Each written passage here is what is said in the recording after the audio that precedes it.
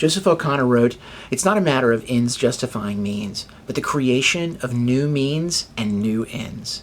This is a good way to look at the New York Times editorial, "The Trouble with Online College," because while the editorial would like to stress the means and the cost in online education, it's not the means or the ends that will improve vulnerable students' quest for education, but the pursuit of new means and new ends through instructional design. I'm going to discuss why the New York Times is wrong in focusing on poorly designed courses, what the record for online courses actually is, and why we should invest more in online courses. The Times argues that the evidence shows that poorly designed courses can seriously shortchange the most vulnerable students.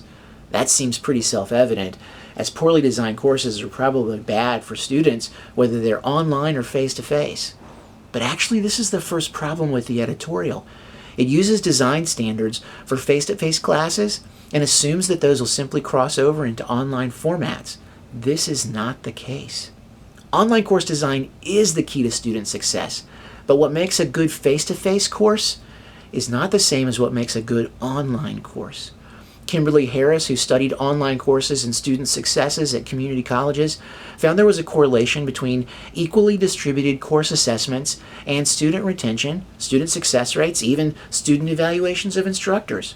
Short, regular quizzes, hated in face-to-face classes, are the key to online success.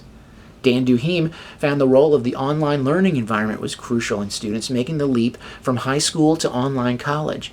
He found that a short video introduction, an interactive map, even a specific website provided more vulnerable students pathways to success. In fact, study after study has found that it's the course and not just the students that predicts success. The Times is fond of arguing that the record for online courses is not encouraging. And here we've identified the main problem in the editorial. The Times lumps all online classes of all course design together. Even in their summary, they note that students who need online courses lack basic skills in math and English. But these are two different skill sets. And catering to students who need basic math and those who need basic English is very different. Claire Wadless, Catherine Conway, and Elise Hatchie agree, noting that while research has documented lower retention rates, little research has focused on the impact of course-level characteristics. And, for example, is it an elective versus a required course, a major versus an elective, a STEM course, etc.? They argue that a course-level approach may be more economical to reducing online attrition. They found that students performed better in elective courses than required courses, and upper division courses had better completion rates, even though grade distribution was wider. This factor even explains what the New York Times cited as their strongest evidence, the Columbia University's Community College Research Center, which explored data from Washington State's community colleges.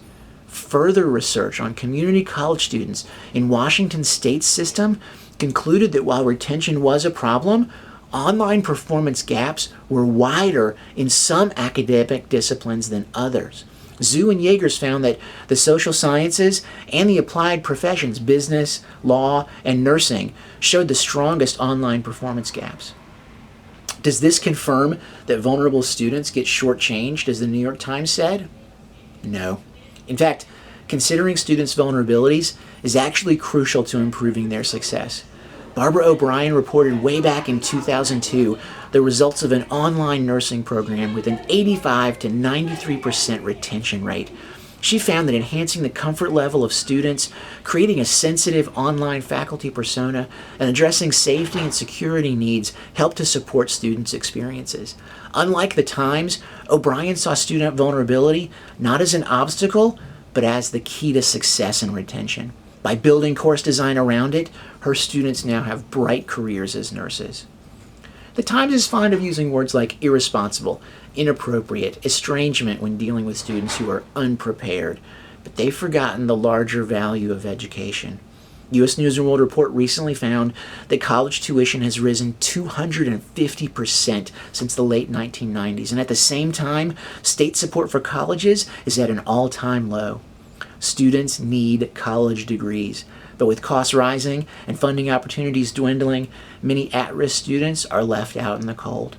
At the same time, the cost of online courses has actually dropped. Online courses, for many, represent access to higher education. In fact, online courses with strong course design and good instructors democratize education, allowing students accessible courses. The great potential of online courses is not just getting basic math skills, but using technology to disseminate information to all, empowering students to achieve new goals for themselves using new means they learned through online education. As we've seen, the problem isn't college administrators or vulnerable students. It's a lack of willingness to separate good courses from bad courses and a failure to recognize the need for good course design in online learning. Rather than shortchanging students, good online courses are our best investment in a better tomorrow. A tomorrow in which everyone has access to education and everyone's education works for them.